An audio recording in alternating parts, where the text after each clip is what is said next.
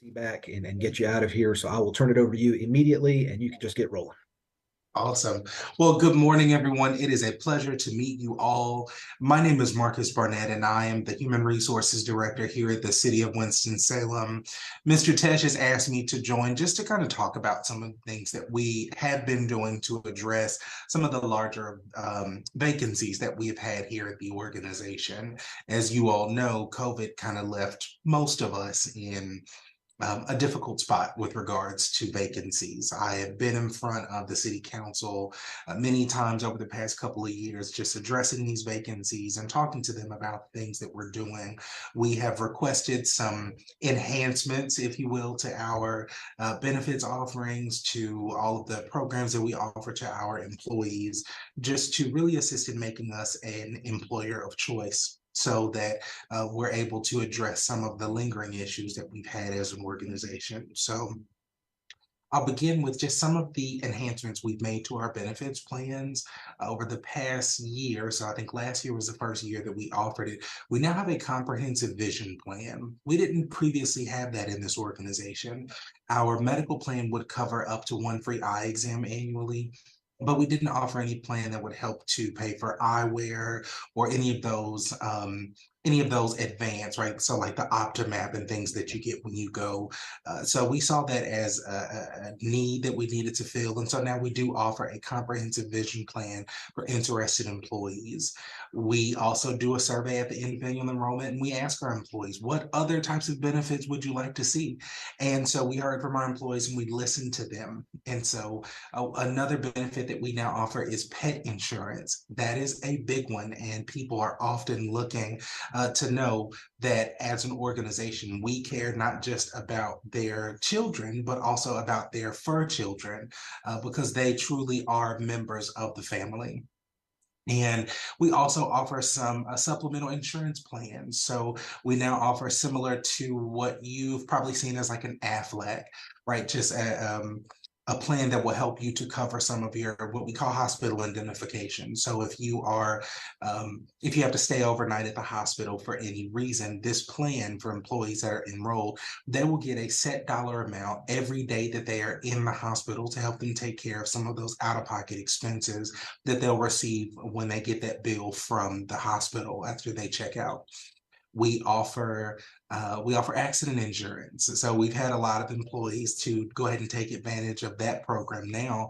And what accident insurance is, if you're like me and you have young children and somebody breaks a leg or breaks a toe, etc., you will, again, once you file that claim, you'll get a check in the mail to cover some of the medical expenses that you're going to incur when you're going to get that broken arm set or to get a cast put on, etc. And so we have done a lot of things just in the way of insurance, right, to address the whole employee. We have revamped our wellness program. We now offer what's called a healthy rewards account for those employees that are enrolled in our medical plan. And so basically, once those employees participate in healthy activities, they will have money put directly into an account for them to use on qualifying expenses. That can be medical, dental, vision for themselves or for their dependents. So just for going to the doctor and getting a physical, they're going to get $100. Just for going to the dentist and getting a cleaning and a checkup, they'll get $25, and they can do that up to 4 times a year. And there's a host of other things that they're able to do. But again, that gives access, because we know that one of the biggest barriers to healthcare is money. And we want to make sure that we remove as many of those barriers to accessing the plan as we can. And so again, if we can provide people with access to those funds for participating in healthy opportunities, again, it makes it a more equitable plan and removes some of those barriers. And so we've been trying to educate our employees as much as possible. To that end, we just recently did an employee feedback tour and a listening tour where we were able to physically get in front of a lot of our employees and actually talk to them about some of these new offerings. And then one of the biggest things that I am proudest of on the healthcare plan, because we're self-insured, we do have the ability to write our plan in a lot of different ways. And one thing that we have done is we have removed the age requirement on certain life-saving life-saving screenings, right? And so it used to be a time where if you had to be a certain age before you could get a prostate screening, a certain age before you could get a mammogram, or you had to have certain environmental factors addressed before you could be screened for skin cancer. So what we've done is we have removed those age requirements. And so now if you're a person who doesn't know your family's history and something just doesn't quite feel right, you can go and you can immediately get that screening without having to check that box and say, yes, I have a family history. Because again, the reality is a lot of folks just don't know what that family history is. So I'll stop there. I know I've done a lot of talking about benefits. Folks don't typically get as excited about benefits as I do. But are there any questions on some of the benefits things we've done before I start talking about other enhancements we've made? Okay. I have one question, Ms. Dr. Barnett. Yes, So ma'am. with most companies, especially new employees, have to wait a specific time period before benefits kick in. Do we still have that barrier with the city, or have you found that to be a barrier as to why people may not be applying? Absolutely. Just a question. So there was a time where an employee did have to wait. They had to be here for a full month. So if you got here on April 15th, you would have to wait until I think the way it was written was the first day of the month beginning following a full month of employment. So if you got here on April 15th, you had to wait until June 1st to have coverage. That's another change we've made, and I'm glad that you brought that up. So now employees only have to wait one pay period. And the reason that they wait that one pay period is essentially so that we can take those first premiums out of that first check that they receive. And then after that first pay period, they are enrolled in the plan. Okay, thank you. No problem. All right. So last year, if you looked at council meetings, you probably saw me standing before council asking for a lot of things for our employees pretty regularly last year.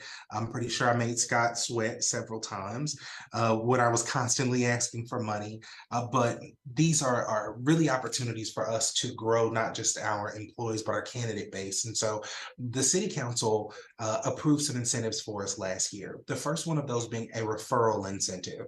So now city employees are eligible for a $1,000 incentive payable up to 3 times annually for referring people who are successful in coming to work for the city of Winston-Salem. So an employee can get up to $3,000 for making referrals because we believe that employees are your best recruitment tool.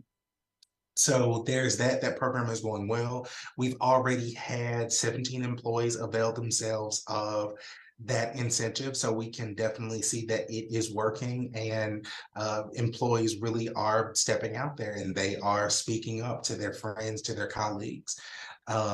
Another incentive that council improved was the retention incentive increase. So previously, the city manager was able to offer up to a 5% increase to an employee's base salary when they had a qualifying offer from another organization. And the number showed us that it just wasn't working. We were losing employees because we couldn't be competitive with those offers. And so the council approved for the city manager, in the most extreme of circumstances, to be able to offer up to 10% over that stated offer. Now, in the time we've been doing it, we've only had to go up to that 10% 4 times, but we have, again, been constantly able to have more flexibility in addressing those employees who are looking at leaving the organization, not because they don't like it here, but just because the way things are in this economy now, they just needed some more money. So we've run into that several times. Another incentive that council approved for us is what we call the hard to fill incentive. So for positions that are designated as hard to fill, and those are going to be our positions that we've posted multiple times that we were unable to fill, or for those positions that are highly skilled and require, a certain degree of technical expertise that we probably won't be able to find elsewhere. So for those types of positions, the city now offers an incentive for employees hired into those classifications. And so if the position pays up to $49,999, that person will receive a $2,500 incentive. If the position pays $50,000 or greater, they will receive a $5,000 sign-on incentive. We are also fully competitive with assisting with relocation expenses to the extent that we're able by the IRS, as well as, well, yeah, just for relocation. So those are, again, just some of the things that we've done on the recruitment and retention side with regards to financial incentives. So I'll stop there and ask if there are any questions about some of the financial incentives that we are now offering. I would like to ask a question. Yes, ma'am. Can you talk a little bit about the retirement requirements for the city? How many years does one work before they're eligible? Maybe how many they work before they're considered vested? Sure. Anything like that?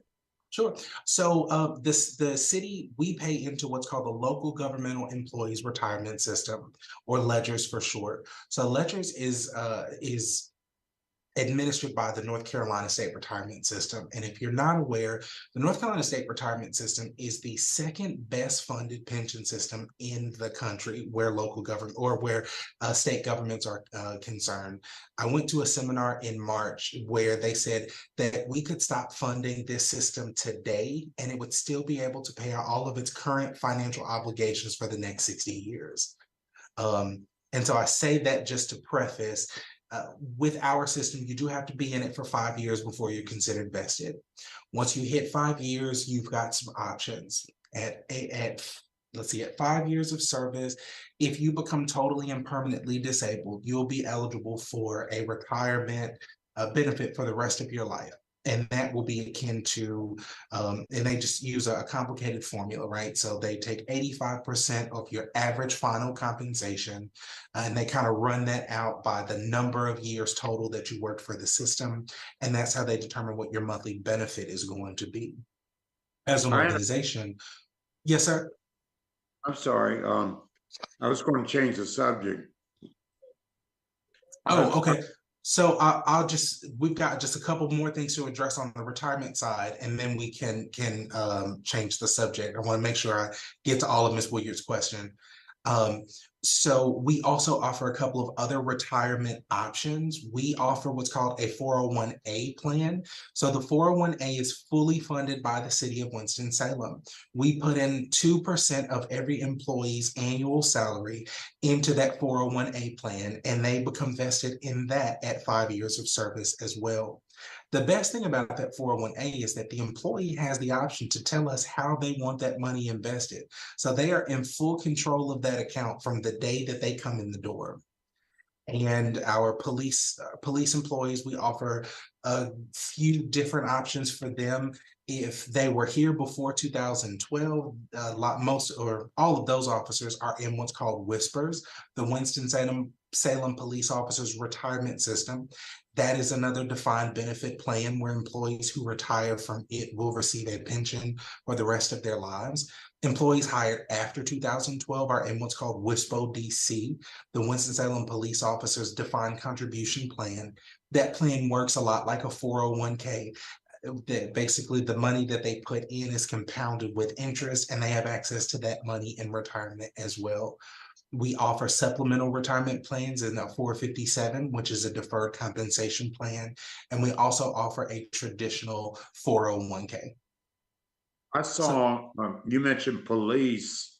I saw on TV where Greensboro is offering for new police officers 57,000 starting salaries. Are we competitive with that?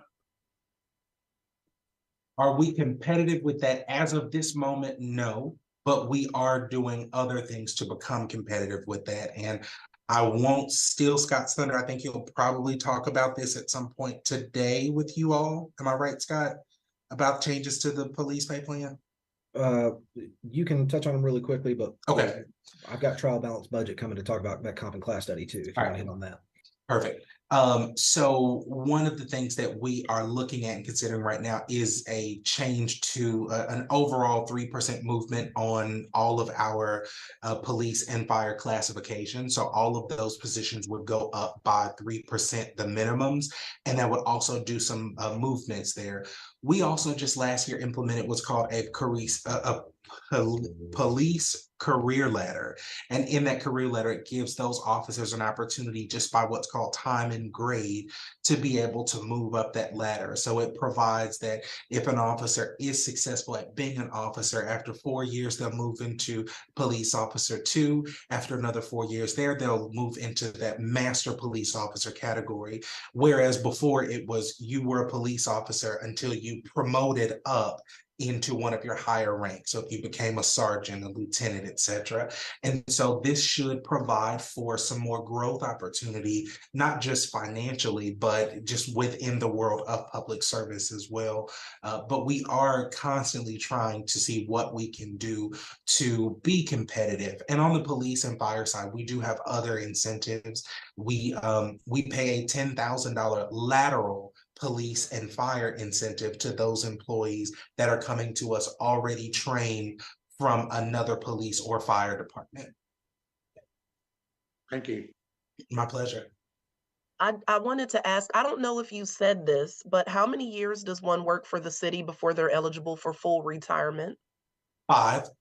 So it's 5 years you become vested, and then they have age requirements. So it's very possible if you are an older employee, at 5 years, at the moment you hit your 5 years, if you're at least 65 years old, you are eligible for a full service retirement.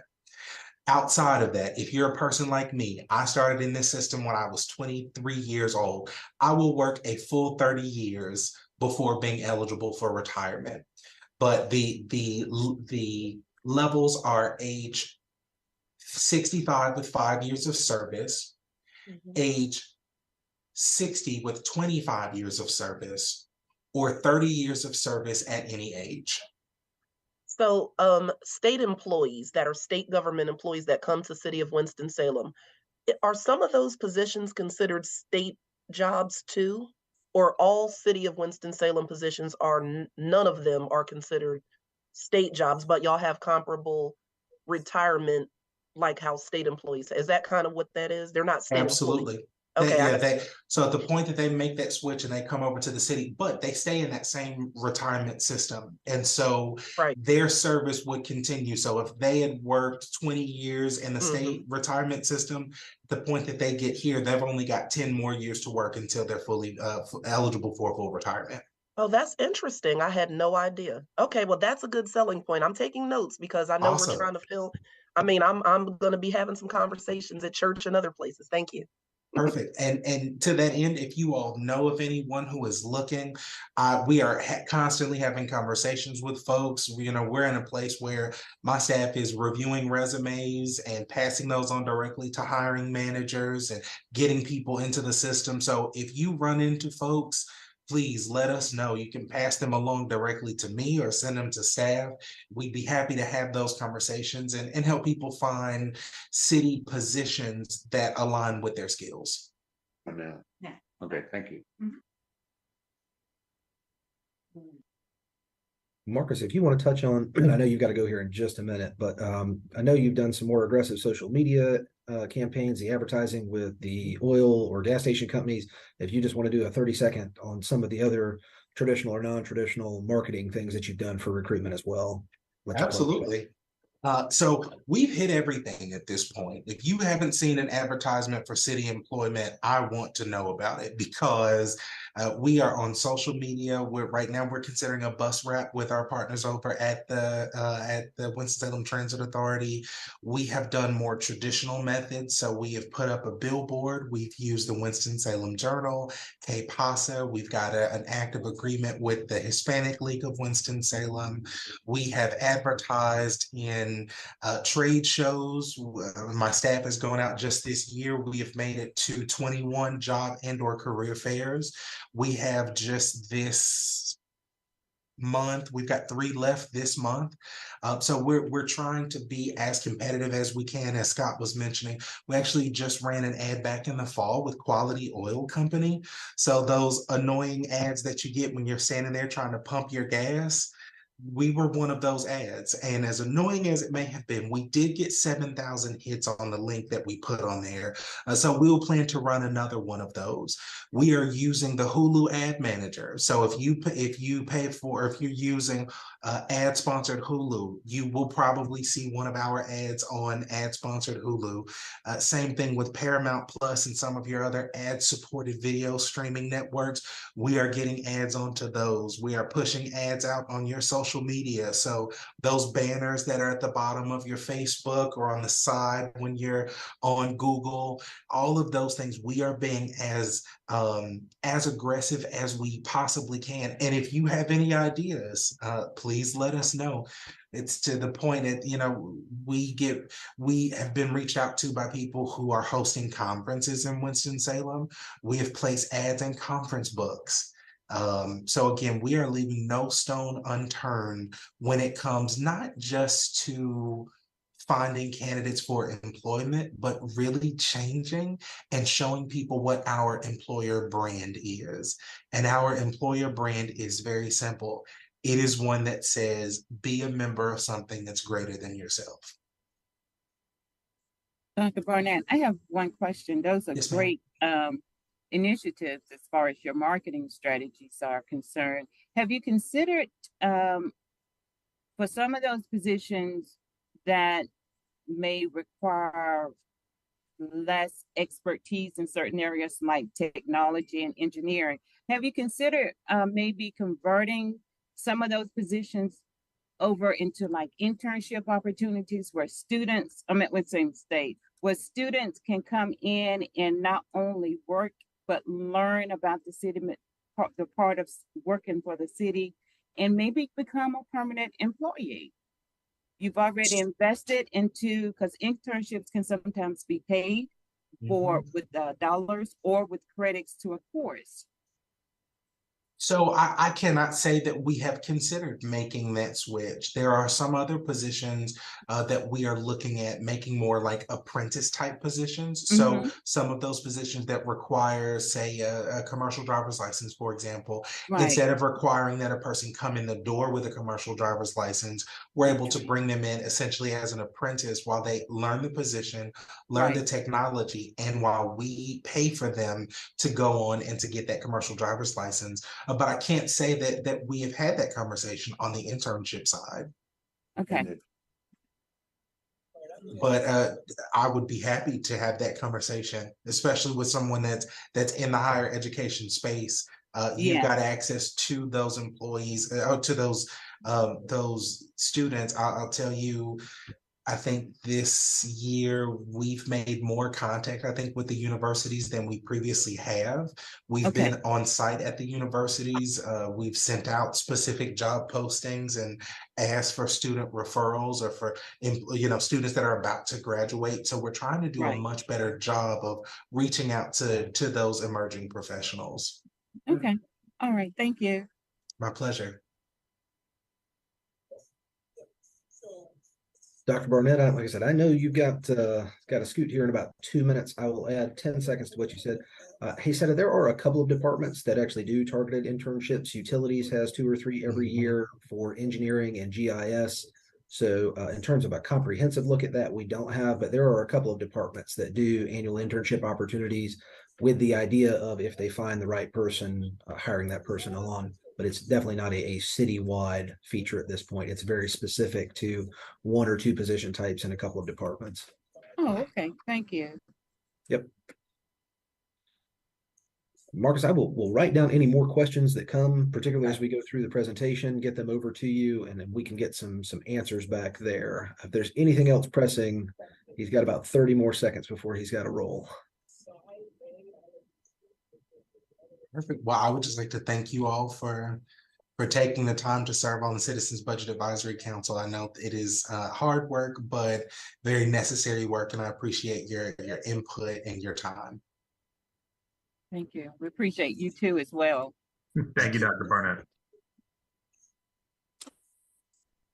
Thank you, Marcus. All right, I'm gonna head out, Scott. Thanks. So again, apologize that he only had about 30 minutes, but did want to get you guys the information, having asked last time about some of the incentives, and Marcus obviously has a much better grasp on the details of a lot of those.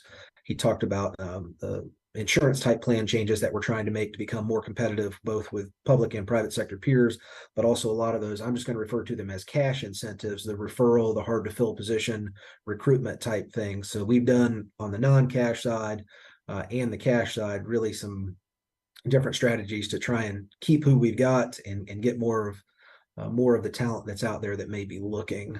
If you have any additional questions or they pop up here, feel free to chime in. I'll write them down. We'll shoot them over to Dr. Barnett and get you additional answers.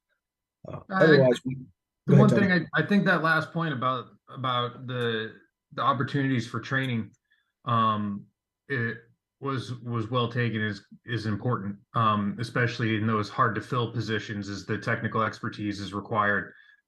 Seeking out ways, either working with the private sector or working with area educational institutions, or kind of on-site training and that type of how do you describe it, as a I forget the word you use, but yeah, making sure apprenticeship, I think is what he said.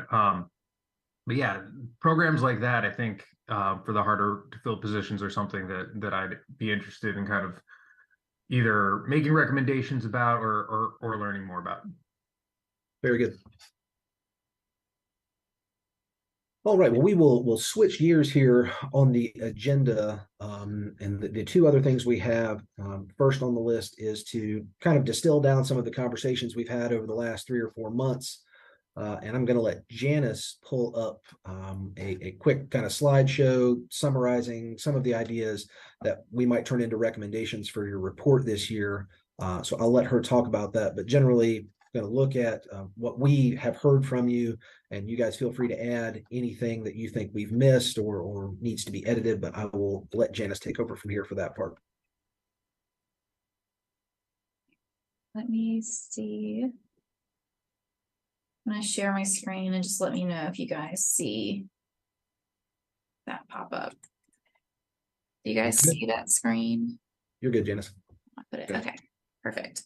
So, this is actually my first time sharing on Zoom with this computer, so I just want to make sure that it looks good for you guys. So yeah, as Scott mentioned, what we're going to talk about today really is a culmination of the previous discussions that we've had. And I can move this little box with your faces on it in case that's distracting for everybody. Just like a culmination of the previous discussions that we've had over the last 3 meetings, we've talked a lot about shared services within different areas. The first being planning and housing, the second being behavioral health services, and the third being law enforcement services. We both talked about how those services are shared within the city and county currently, if there are any shared functions within those areas, as well as how those shared services look at other jurisdictions, particularly with Durham City, Durham County, Wake, and Raleigh, and then Mecklenburg County and Charlotte, which are some of our comparison larger jurisdictions that we tend to look at. So from those discussions, we did take the questions and comments that were discussed within those discussions and pulled those out to be a draft list of recommendations. With those draft list of recommendations, we're going to include those in a finalized report that will be shared with council later on. So I'll kind of talk through now what those recommendations were for each area. And if you guys have any additions or questions or comments, just let me know as we go through. Before we dive in, I did want to touch on just overviewing the shared services that we currently have. I have shown this slide at the beginning of every conversation that we've had around this topic, just as a refresher on what we currently share as the city of Winston-Salem with Forsyth County. And as you can see, it's a long list, so it's nice just to be able to look at it to remember where we currently share functions. And then, as I mentioned before, these are the 3 areas that we've talked about so far. So we talked about planning services and affordable housing at our meeting in January. We discussed behavioral health services at our meeting in February, and then law enforcement services at our previous meeting in March. So first area that we talked about in January was planning services and affordable housing. At that discussion, if you remember, we had Marla Newman, who is our community development director, come and speak. She spoke a little bit about the way that the community development department here is structured, some of the current initiatives that we have related to affordable housing and ARPA, and a little bit on how the county's community development funding and affordable housing funding work, which is quite honestly very limited in comparison to the city. After that discussion, we moved into comparison jurisdictions with the city of Durham and Durham County and the city of Raleigh and Wake County, where we talked about how there's not really concrete policy out there yet on firm contractual collaborations on affordable housing in particular, or planning services. But within those areas, they do have a lot of project-based affordable housing funding. And so the three recommendations that we pulled from that discussion, the first is ensuring that our unified development ordinance matches community standards for duplexes and infill standards. So the reason why I pulled this out comes from the discussion that we had with the city of Durham's unified development ordinance that they're working on with Durham County.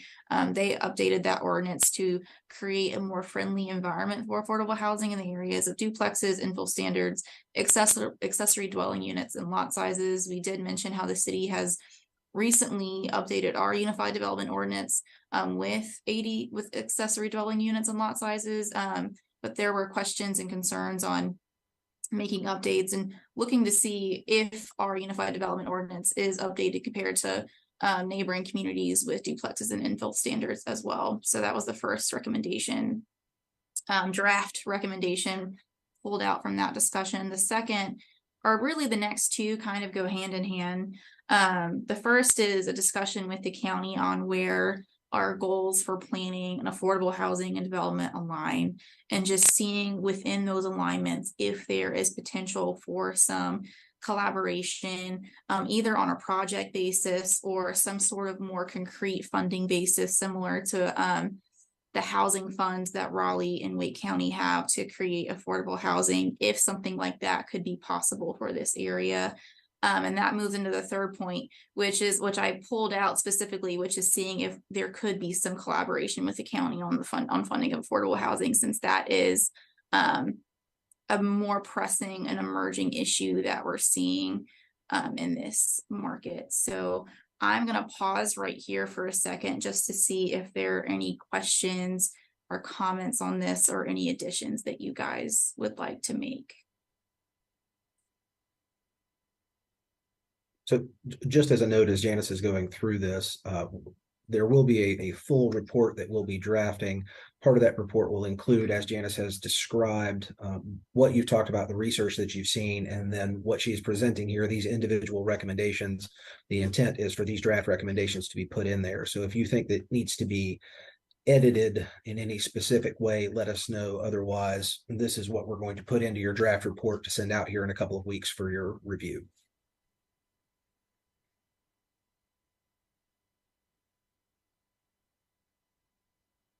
And I will say this may be a situation where you may not have like an edit in this moment, but maybe you want to email an edit directly to me. I did send out an email to you guys about this meeting. If you guys have any questions or additions or edits, like when you think back through this conversation, just email me within like the next week or so I can make sure that that input is included on the draft report that I'll send you guys. But yeah, don't feel, if you have like an epiphany later, because I definitely have those moments, just feel free to reach out to me, because I do want to make sure that all of your thoughts are included. So with that, I'll move on to our next area, which is behavioral health services. So this is where we had Denise Price with the county come and speak with us. She came and talked a lot about behavioral health services. She is the behavioral health services director at the county, specifically the initiatives that they currently have, which is like the Stepping Up program, the pharmacy that they have. She talked a lot about the vision that they have moving in the future, which is that one-stop shop at the Highland Avenue Center for Mental Health Services, where they're going to be able to come and get treatment and get medication and get support as they move forward. And then she did discuss the areas where we currently have some collaboration. We have potential for similar collaboration. The first area was with National Opioid Settlement Funds, are both receiving that same pot of funding, and then also with mental health response, the county with the MIH program, and then the city with the Bear team. Whenever we talked about what Wake County and the city of Raleigh are currently doing, Durham City and Durham County in particular have a joint alternative police response where they have both a mental health professional respond to the call, but they also send a paramedic from the county. And so there was some discussion there, since we do have an MIH program in our emergency services department here locally who is responding to mental health calls, and the city is looking at or is creating an alternative response police team, which will be starting to respond to calls this May. Right now is the target date. Looking and seeing if there's a way that we could do some joint mental health response with that mental health professional and that paramedic, similar to what Durham is doing. So that was the first recommendation that I pulled out, is exploring some collaboration between the MIH program at the county and the Bear team, since there is an alignment of goals and purpose there. The second recommendation that I pulled out kind of came from discussion. One, we talked a lot about the community agencies that are funded here locally. I don't know if you remember the table, but there were some nonprofits between the city and county that are receiving funds both from the city and county. And then as we mentioned, there are a lot of nonprofits that also are community agencies that apply both to the city and county. So maybe just seeing if there's a way that we can streamline or collaborate on that process for those community agencies. That does seem like something where it is almost like a duplication of effort, and maybe there's like an easy win for collaboration there as well.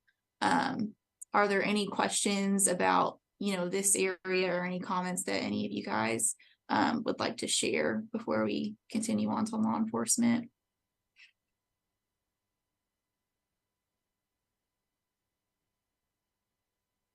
All right, thank you guys so much. So this is our last area. So this is law enforcement services. This was our most previous meeting. So we opened up with Katie Allen from the City of Winston-Salem Police Department. She led a really, really great discussion, just kind of explaining the differences with jurisdictions and training and services between the police department and the sheriff's office, and also shared the areas where the sheriff's office and the city's police department are currently collaborating. That's with arrestee processing, evidence management, CSI or criminal investigations, as well as like the firearms range. There's currently some collaboration there as well. We did talk about Charlotte-Mecklenburg Consolidated Police Response, how the patrol service is now fully integrated with the City of Charlotte's Police Department for Mecklenburg County, as well as their consolidated 911 center, as well as, and I want to add on that we did mention that about 3/4 of other North Carolina counties have moved to a consolidated 911 center model.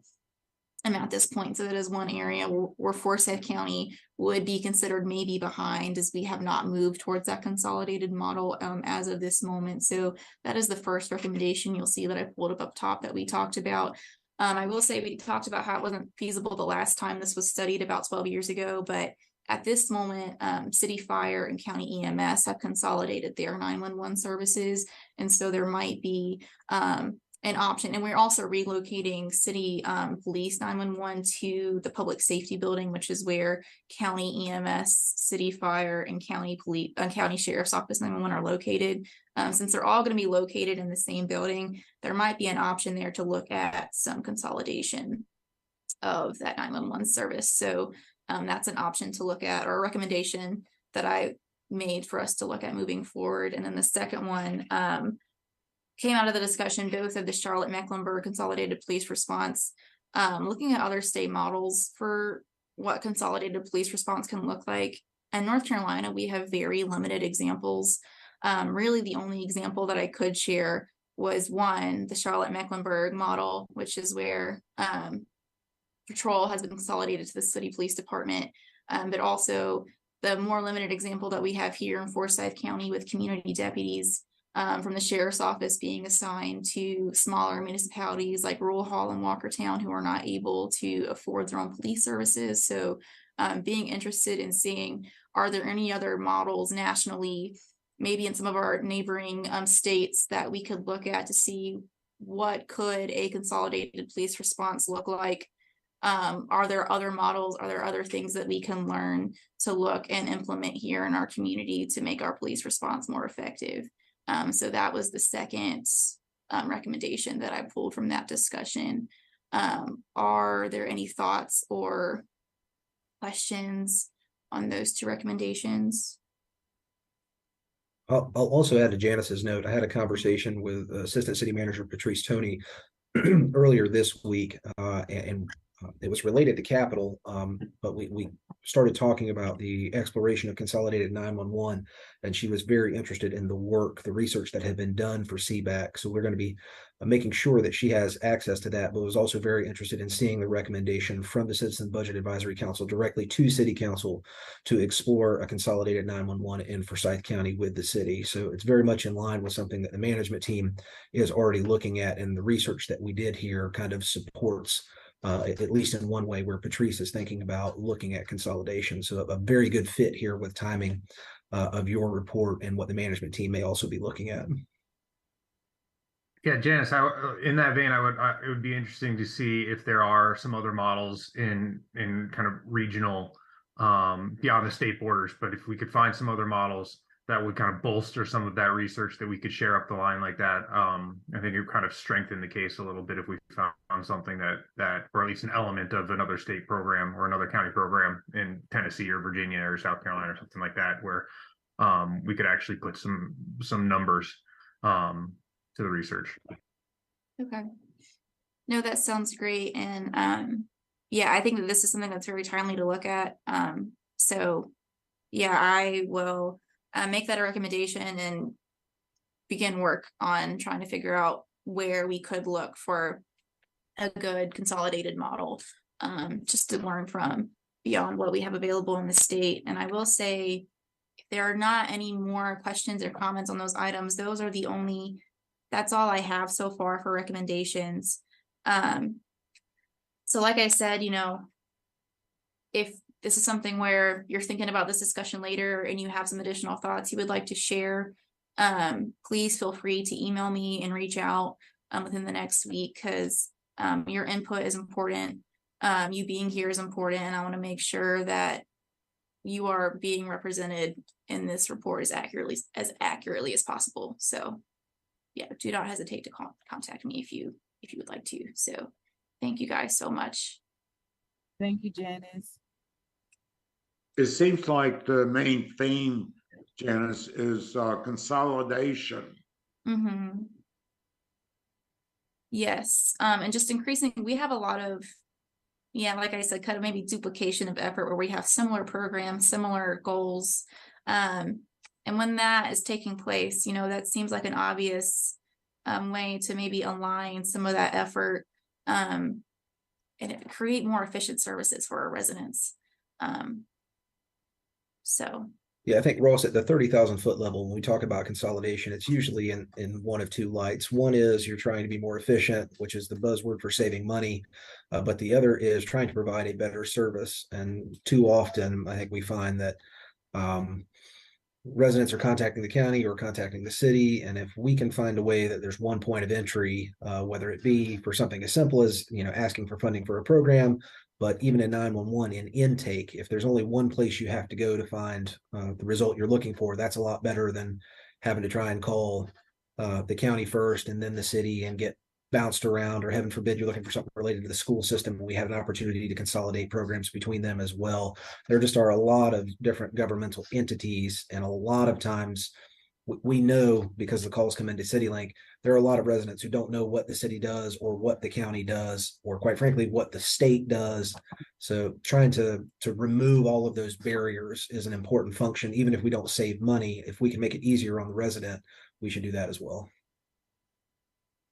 And I think that since, I mean, there's, at least from this group, been some interest in kind of growing the BEAR program and consolidated social services and stuff like that. I think we're already moving in that direction. So if there's a way to kind of expand the reach of those programs, I think we'd be very much interested.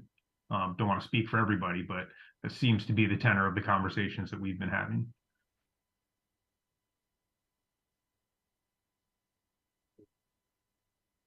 Well, Janice, if you want to put that down, I will kind of switch and move towards trial balance budget. Yeah. And yes, and I just took a note on looking at like expanding those social services programs. So I'll make sure that's incorporated as well. But thank you guys again for your time, and I will turn it back over to Scott for trial balance budget. So going to talk to you a little bit before I share this. Again, overall process for how budget development works. In the fall, we send a memo to council saying these are the kind of things that are bubbling up on the radar. In February, which we showed you at your March meeting, we do an early budget forecast really centered on the general fund. Kind of this is what we're thinking. In April, we do what's called the trial balance budget. They're usually 2 months apart, but because of timing, they only ended up being about 5 weeks apart. And this trial balance budget presentation is similar to the early budget forecast, but we've locked in a little more on where we think we're going to be. So I'm going to go through this, hit the high notes, kind of dissect the differences between what we showed you last month and this month. Ask any questions you have about anything you see on the screen. And then we've also got some resident survey data here at the end. And when I get to the resident survey slides, I'll tell you about what we did with the resident survey this year that was a little different than last year and what we're seeing. So I'm going to go ahead and share the PDF of this. And somebody thumbs up or yes, you can see that we got. Okay, thanks, Haysetta. So again, this was just given to City Council last week. So pretty fresh information here. First slide here, we always talk about where do we think we're going to end the year. These were projections that we did a couple of months ago. We will update them again here in the next couple of weeks before we go to City Council in late May. Without getting too far into all of this, what I will say is it looks like our general fund balance or our savings account is really going up a lot. The reason for that is in what I'm going to call this kind of aqua blue area. Based on some accounting standards and what we did with ARPA money, it's now in our general fund instead of sitting out in another special revenue fund.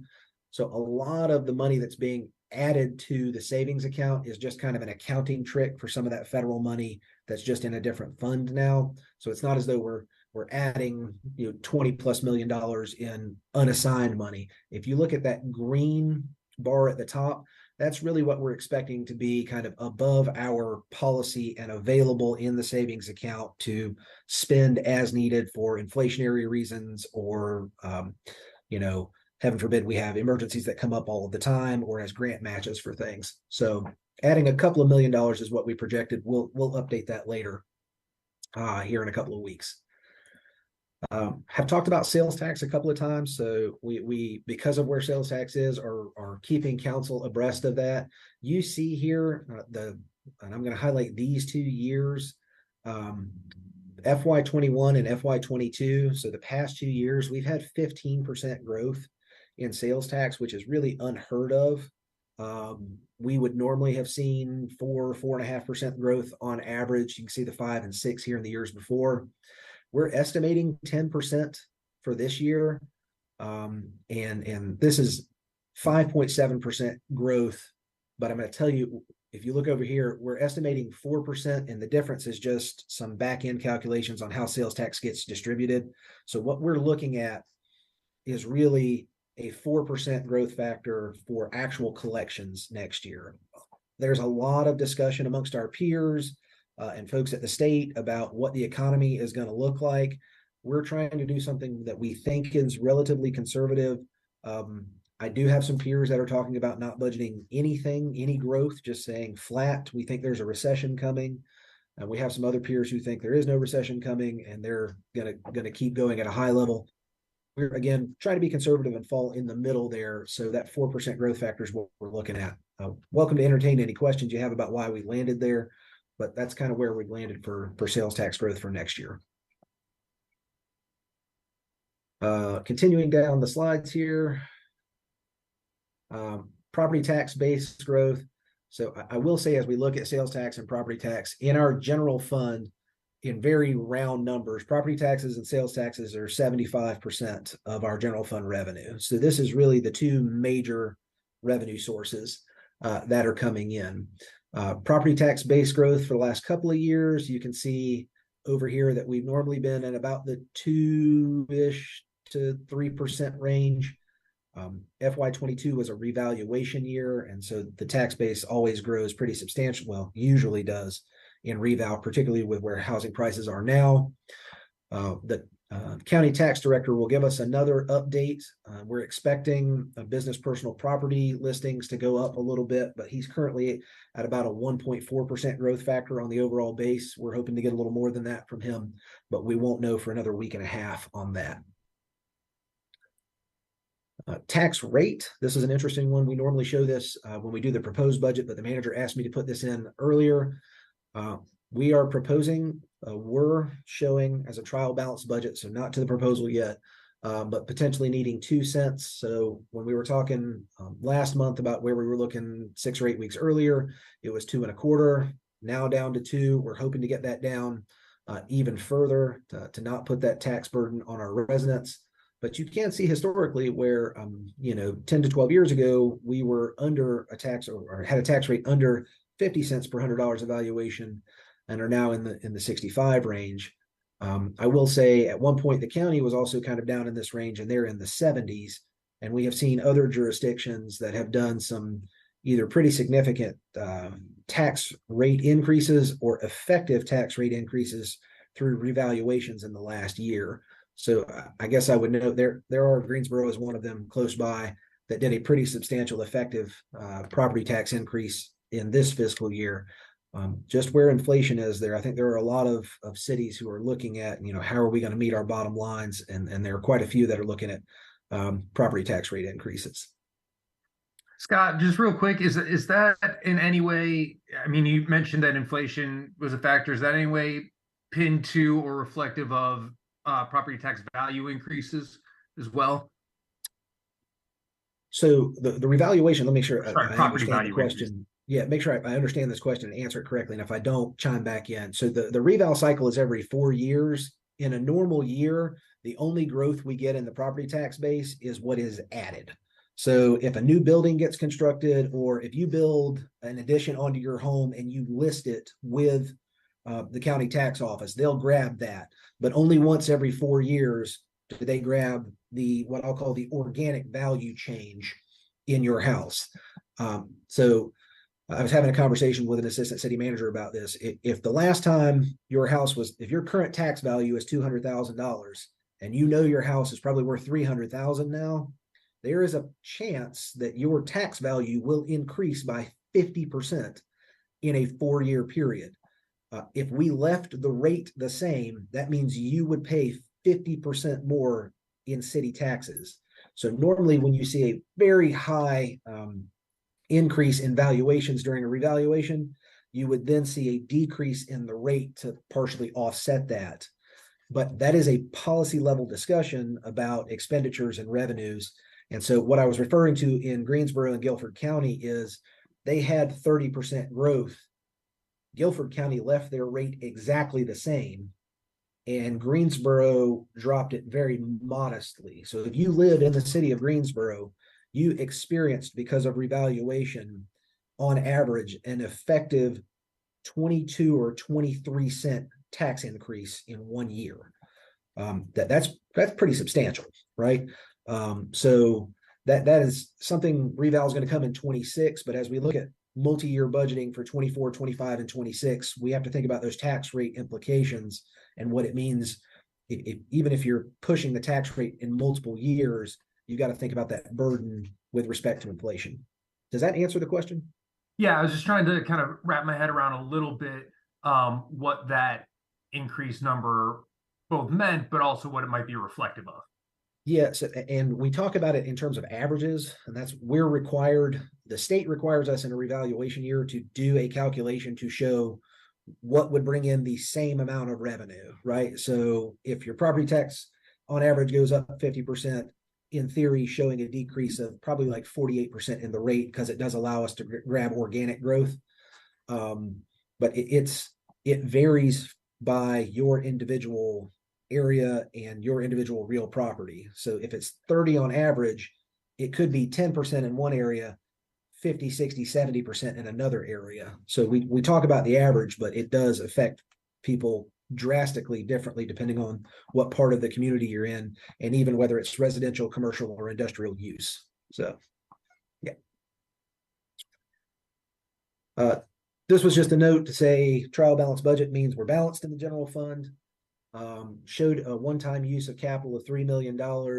Just at a high level, there are a couple of things that we probably need to attend to. So we might use a little bit of the savings account to get to a few of those. Not going to talk about the table up here at the top a whole lot. The bullet points here related to personnel haven't changed substantially, but I will note a few things that have changed since last time. So we're still looking at the same average 6% merit, still looking at 3% steps, which is roughly 6% for police and fire. The place down at the bottom that I'll draw your attention to, no net new positions. So the budget, we have a couple of positions, key positions that we think we need to add. Instead of adding them, we're going to find vacancies because we have so many of them and do some offsets. So really determining what our priorities are. There's about 6 or 8 of those positions that we might do that with. And down at the bottom, you see the public safety pay plan minimums. That was a great question. I believe it was Ross that was talking about. There are some other communities that are really starting to move, particularly their police minimum pay. So we are going to do some bumps to that plan. But again, Dr. Barnett is issuing an RFP right now to do compensation and classification study. And so we will have better information on where a lot of our peers are and the jurisdictions we want to compare to when it comes to police, fire, and everyone else in the organization. Do know that there have been some jurisdictions that have done some pretty substantial jumps. I believe the one in Greensboro is what the police department is asking for and has not been approved by council yet. But I do know that in Burlington, for example, which is a much smaller city, the minimum for a police officer is already set at $55,000 a year, which is more than $10,000 a year increase from what we're paying. So there are some peers that have started to make that jump.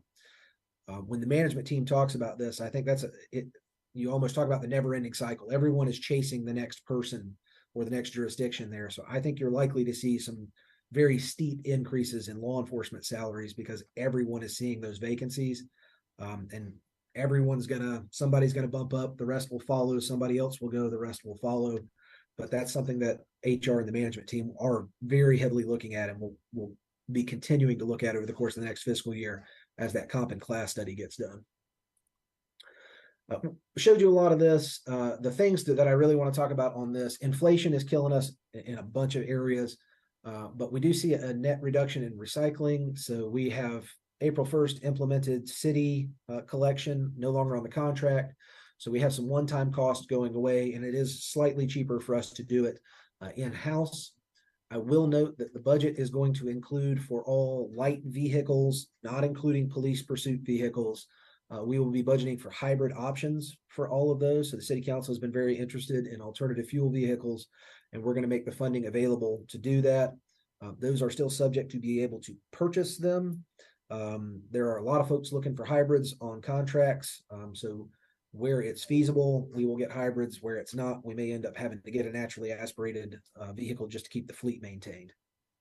And the other note down there at the bottom, are making funding available to do basically a study that would give us a long-term implementation plan about how to move from gas to hybrid and EV. So looking at every vehicle type we have, what should be an electric vehicle, what it may make sense to only do as a hybrid vehicle, and which vehicle types may need to stay gas or diesel engine just because of the emergency nature of it or the type of work that gets done. So do have some funding in the budget related to sustainability initiatives and alternative fuel vehicles. Oh, I think we went the wrong way there. On the revenue side, we've talked about a couple of these. Again, property tax and sales tax are the two big ones. This trial balance budget showed a 2-cent property tax rate increase. It would be appropriate for the CBAC, having seen this, to say we think 2 cents is based on inflation, an area that's not unheard of, or, other peers are looking at that, or for you to say, we don't think 2 cents right now is where you should be. It is not outside of the scope of CBAC to make a recommendation to council about how residents may feel about tax rate increases. So take that in, think about it. We can talk about it here at the end, or you can email us, or we can talk about it next month too. I'm not going to talk a whole bunch about some of the other ones that are moving there, but I will mention the opioid settlement funding we are using to partially fund the BEAR team that we've talked about with law enforcement services consolidation. Just an overall table, thinking about, I'll kind of jump down to the bottom, expenditures. What we're really seeing on the general fund side, 5% increase in personnel, with 6% merit and some benefits changes on retirement. We have so many vacancies that we're actually budget to budget going to have less growth than what the percentage increase is. Again, in that 18, 19, 20% vacancy range, there are quite a few positions that aren't going to get a 6% increase. We'll draw your attention here. Supplies and services up 7%. Again, a lot of that is related to inflation. We do have some new things coming online. Police department's got some stuff related to the real-time crime center where they're doing some technology advancement. But a lot of that is, we're seeing mowing contracts come in at 40 and 50% higher than what they were at before. All of our software programs, just general inflation and what Microsoft is charging for enterprise agreements to have email and Excel and that kind of stuff. So we're just seeing a lot of increases that are based on inflation in this budget. There's not a lot of program enhancements in that 7%, that 6.6%. Lease payments, this is mostly vehicle acquisition or vehicle replacement. So we're trying to get the fleet to the level it needs to be at. So you see some pretty substantial increases in terms of trying to get vehicles that are more than 10 years or have more than 125,000 miles on them out of the fleet so that they're not causing us problems. I will say, and y'all saw the data last month, the fleet department has a vacancy rate north of 40%. So the more new vehicles we can get into the system, the more it helps them not have to maintain the ones that should already be out of the system anyway. Fred, I'll stop here. This is the one we showed last time, and you asked about the fire department position requests. You'll notice they are still asking for those positions. We did fund 2 positions last year, and we're going to do, I believe, potentially one of the maintenance positions is one that's being looked at potentially for the budget. Nothing in stone yet, but you can see here this year, planning, HR, police, and CD, just a few. Recreation has some pretty substantial enhancement requests related to additional programming in recreation centers. And the fire department still has, they are requesting a new ladder company, a new engine company, and roughly 35 other positions just to increase staffing on current trucks. Yeah. So Scott, I still think I brought this up last year.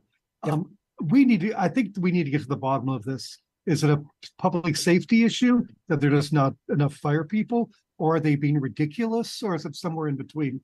This is really, it's really bothersome to see that many requests that are unfunded.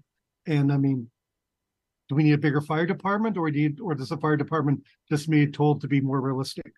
I don't know. And I think that requires some investigation.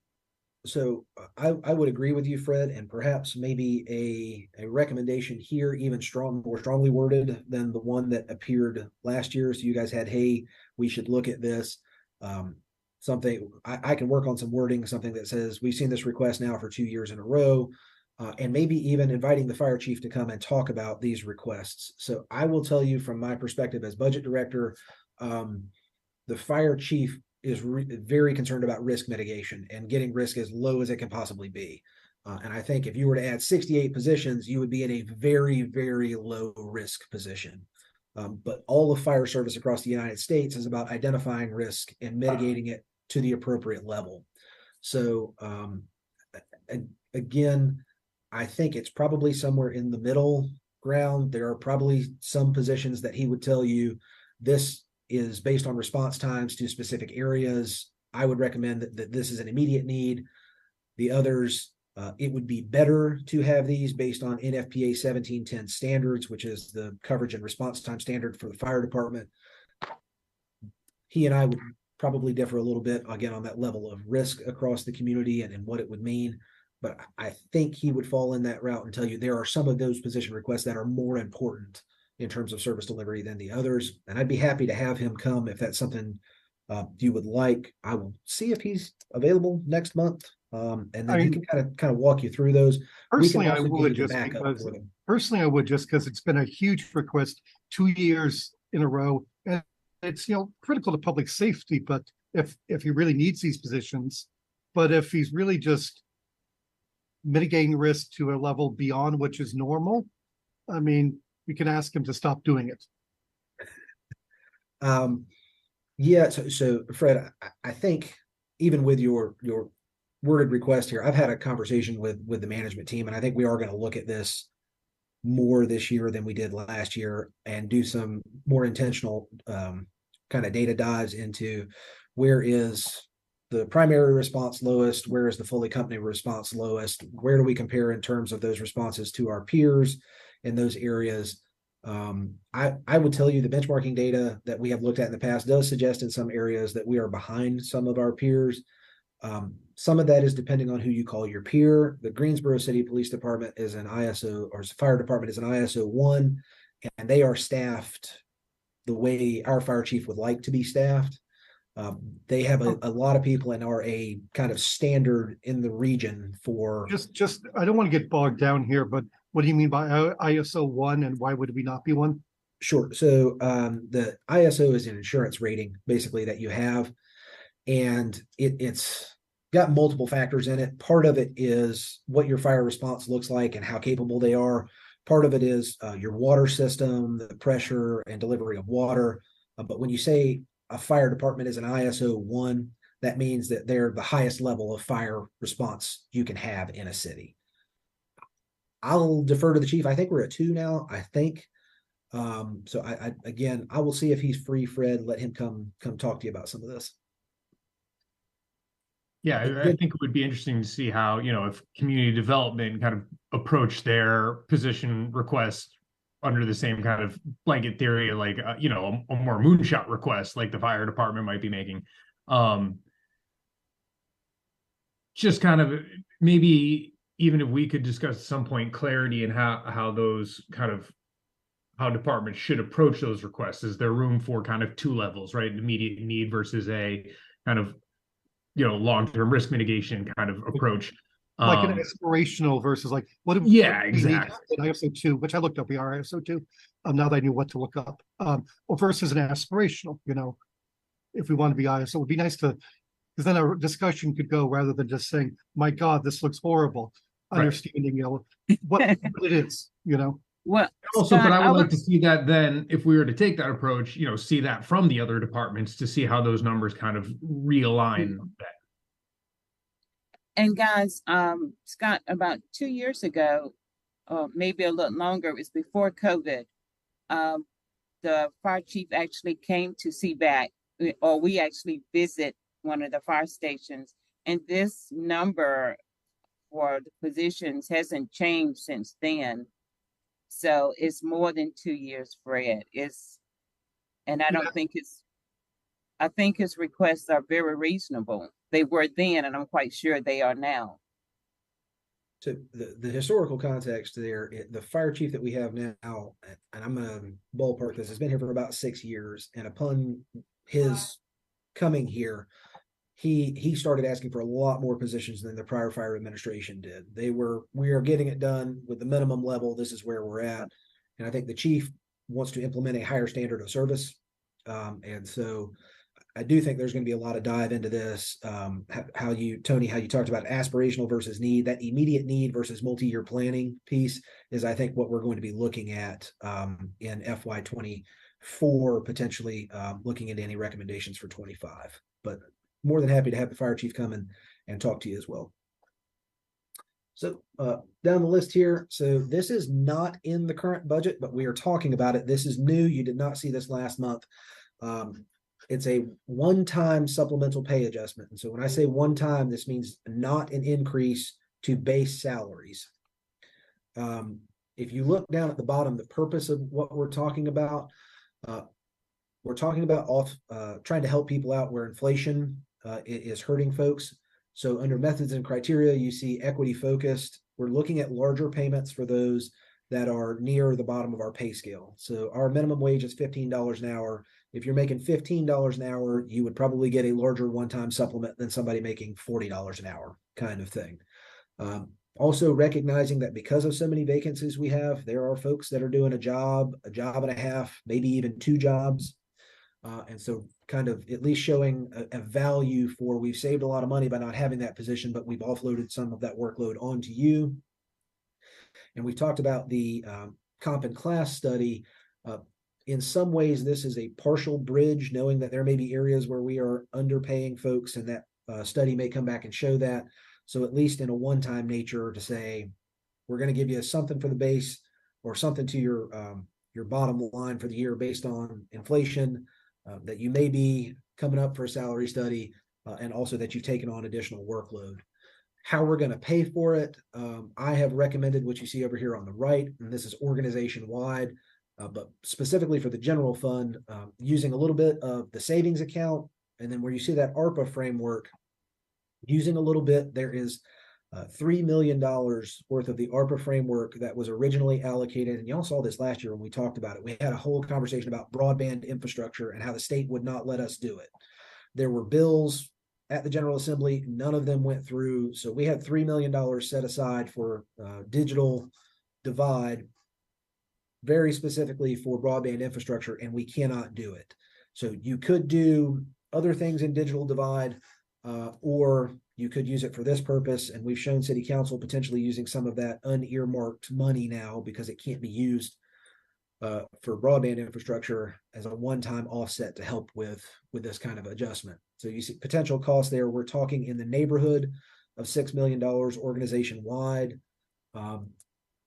You saw Dr. Barnett this morning. He is still working on the details of this. I would love to tell you exactly what somebody would get, but we're still kind of working through all of that at this point. So stay tuned for another month or so, and we'll have a much better idea of what this actually pans out like. Questions on a one-time supplement?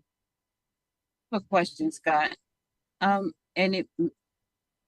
So the one-time payment for the supplement payment, have we given consideration maybe a one-time bump in raise or increase in pay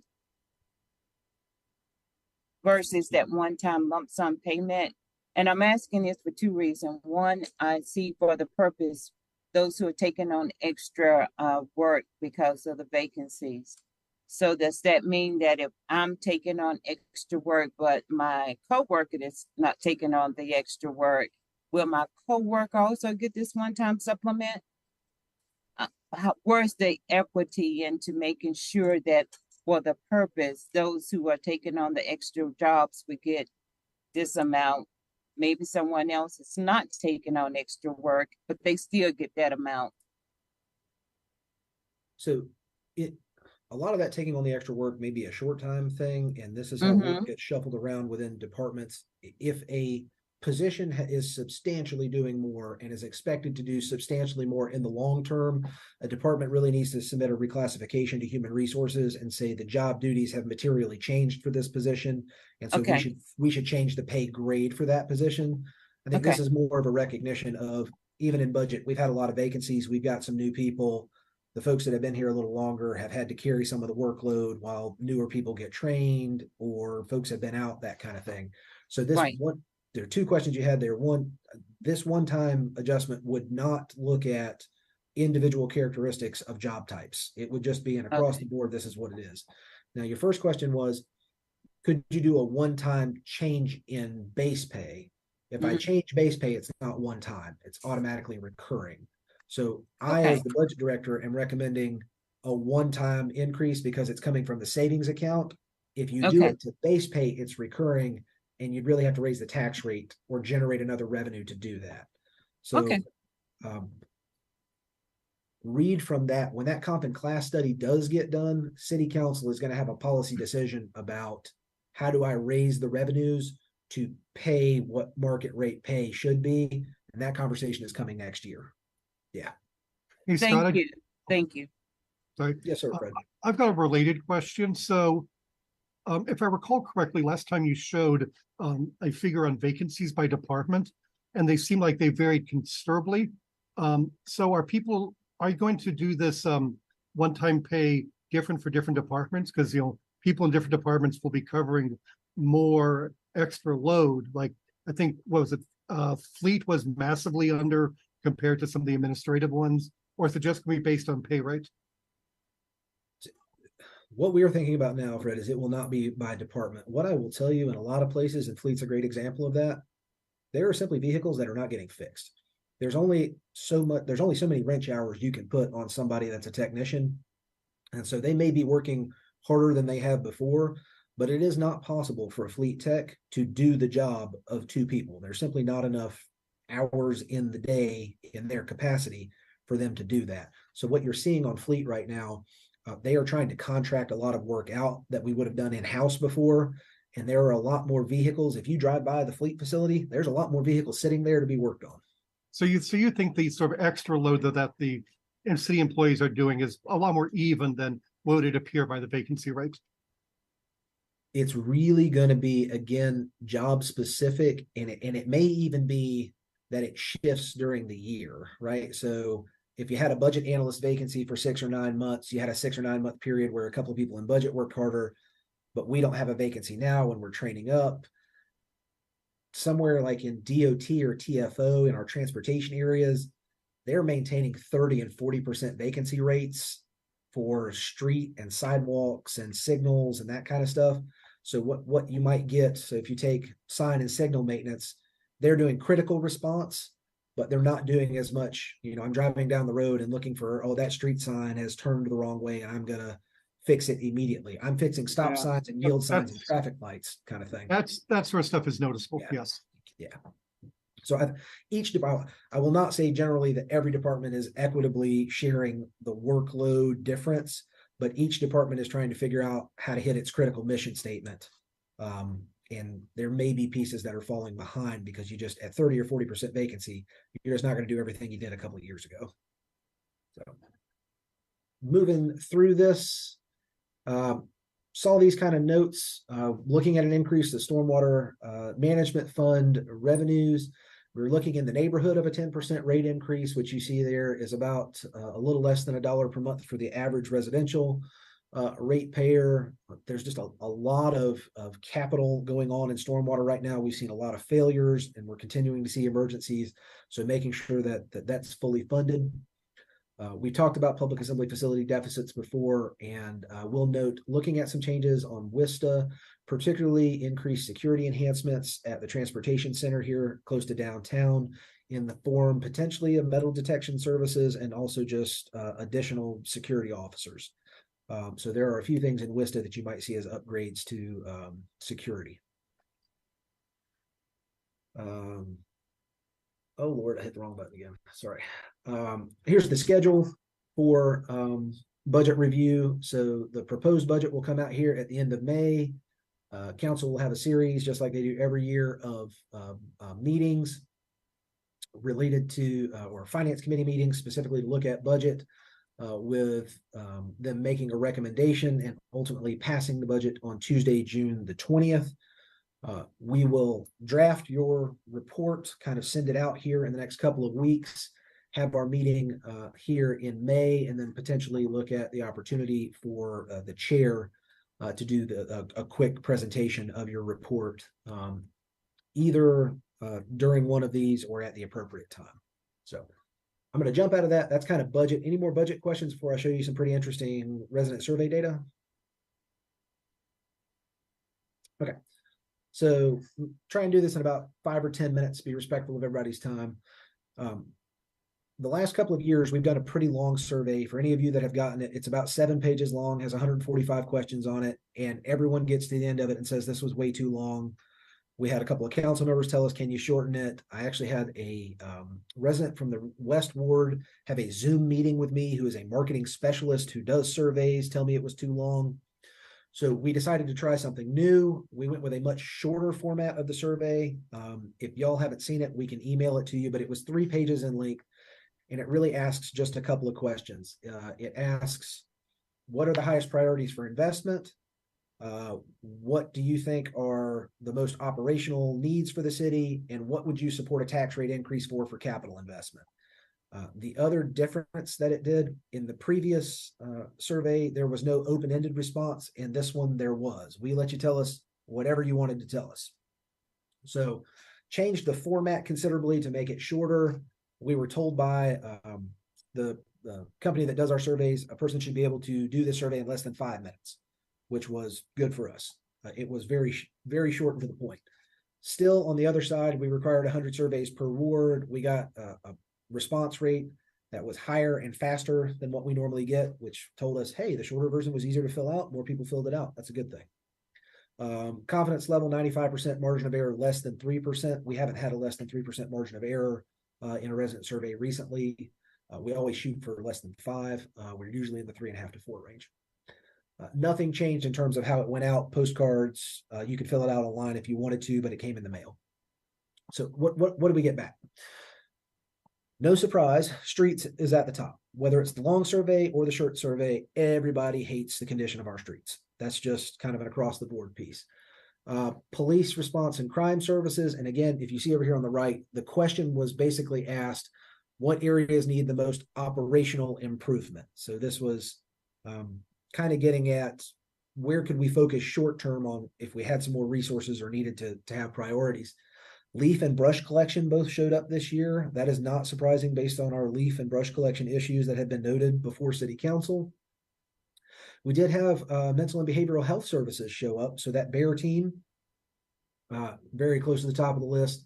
And then we'll send this out. You can go on down the list, but very much at the top, streets, police, and sanitation collection services. Again, we asked openly, what do you want to do? We got basically 1,200 responses to this. So we tried to create a word cloud and pull out of those. The first answer or the first question gave you about 20 things to choose from.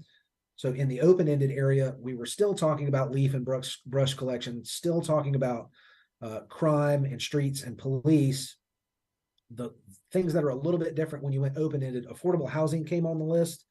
We didn't have affordable housing in the operational piece because it's not really, it's more project-based. So you'll see affordable housing show up in the next question when we talk about capital investment. And then also, Scott? yes, Ross. Yeah, I just have a question. You mentioned 1,400 replied. What was the response rate, the percentage response rate? Let me go back and get it for you, Ross. I don't remember off the top of my head. I will tell you in normal times, it's usually less than 10%. And I believe it was higher than 10% this time, but I don't have the actual response rate. That's pretty low.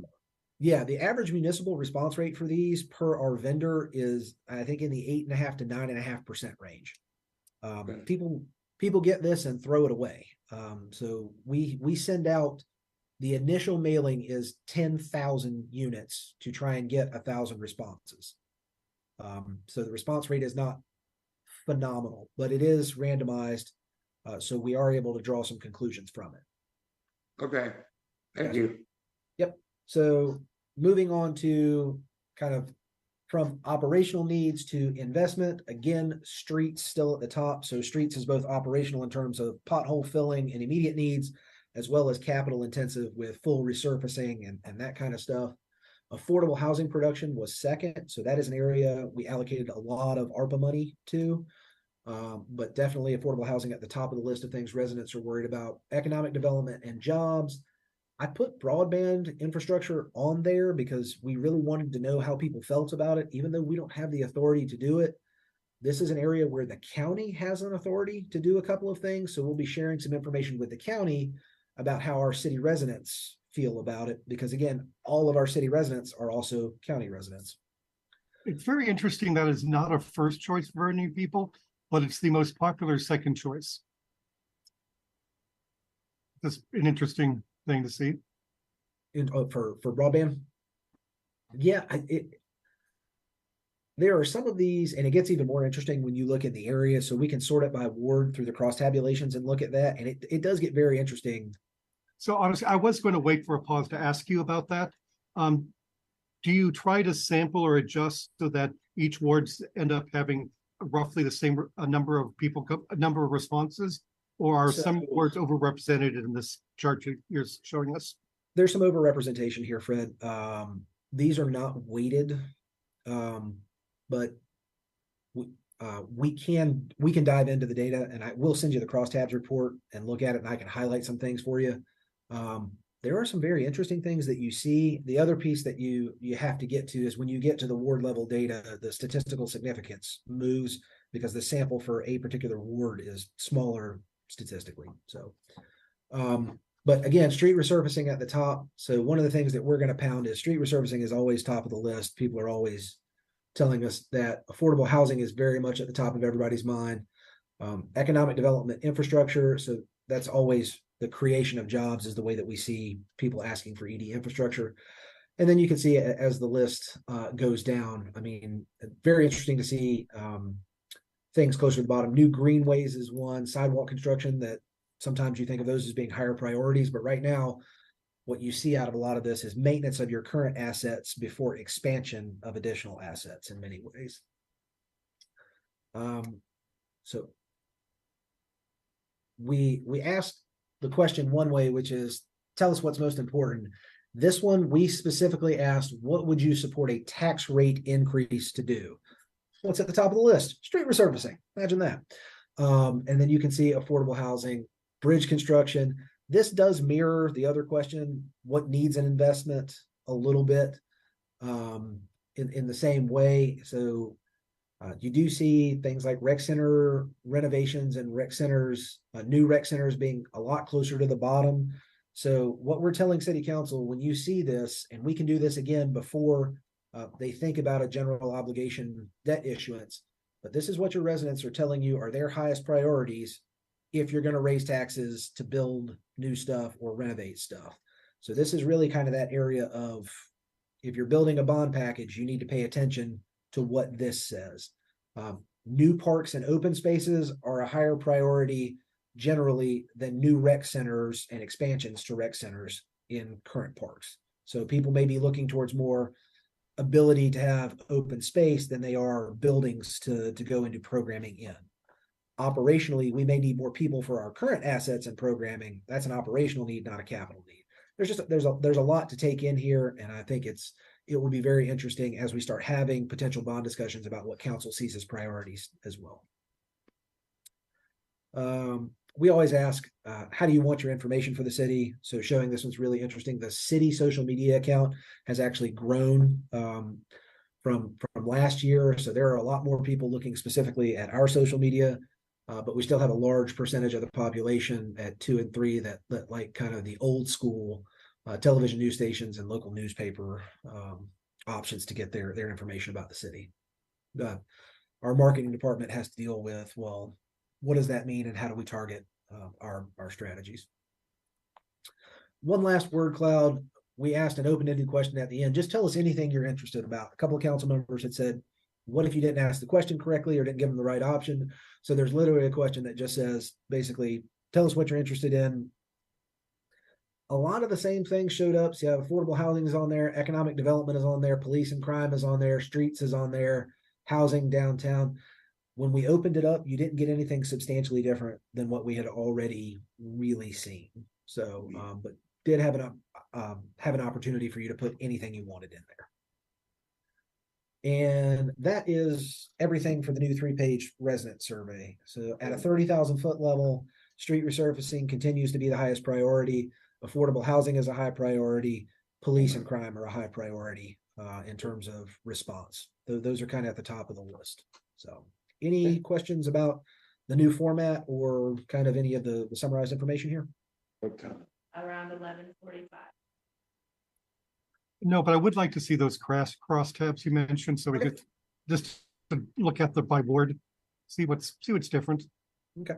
There are three things we can send you, Fred. One is the report that actually gets done, which has the summaries. We'll send you the crosstabs, and I'll also send you if you guys want it, there's a third document that just lists all of the open-ended responses. It's just 90 pages of bullet points. So it's not, if you want to put yourself to sleep at night, it's a good document to pick up and read, but the summaries probably do a better job of that. I'm sure I can put that through a processor and extract data. But as we were trying to use the word clouds to do anything with it. So I will send you those three. That is everything we've got for you today. So appreciate Dr. Barnett having been here to answer some questions about strategies to reduce vacancies. Janice and I have notes on potential recommendations, so we'll draft a report talking about the research that's been done and your recommendations there. We'll send out the backup for the resident survey here and potentially talk to the fire chief about coming next month just to give you a primer on his requests.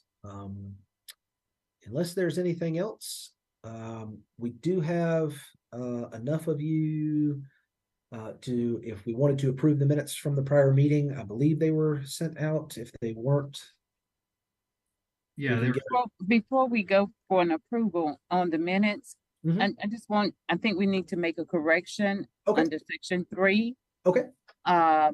Actually, section 3, line 3, we have a hyphen between the words as far as the personal expenditures. We have a hyphen that's right before the 6% average merit expected. I think maybe we need to use a semicolon so it doesn't look like it's a negative 6.0%.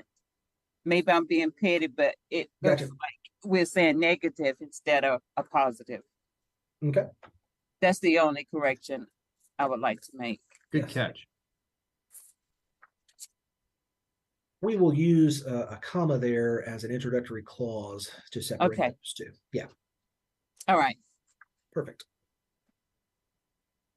Going back to 9th grade, separating independent and dependent clauses. Every once in a while, they still get you. Warms my heart. Okay, so with that being said, I'll move for approval. Second. All right, we got a move in a second. Everybody with a audible yes and or thumbs up. Yes. Oh, yes. All right. We will take those minutes as edited and approved as edited. All righty. Thank you very much, Hasetta. I believe that's all we've got. The agenda, obviously, we have our next meeting scheduled about a month exactly from now, 9 a.m. So we will work on the draft report and agenda for that next meeting, send out a reminder and see who is available. But that will substantially be the end of your work plan for the year. The intent would be to approve that report. And if you have any final lingering questions that we could answer those at that meeting. Will note, Fred, you did say last time there was someone who was looking at potentially wanting to be on CBAC. I did have someone reach out directly to me. Oh, yes. Mackenzie. Yes. And basically what we came up with is you guys only have these 2 meetings. And so we weren't going to onboard her at the end. And then she also noted that she may be running for other public office come next year. Not a good person, yes. Right. So if she does not want to run for office, we would definitely entertain adding her before the fall when we kick back up. If you know anyone else, again, there's that plug. Feel free. There are about I think 3 seats still to remain.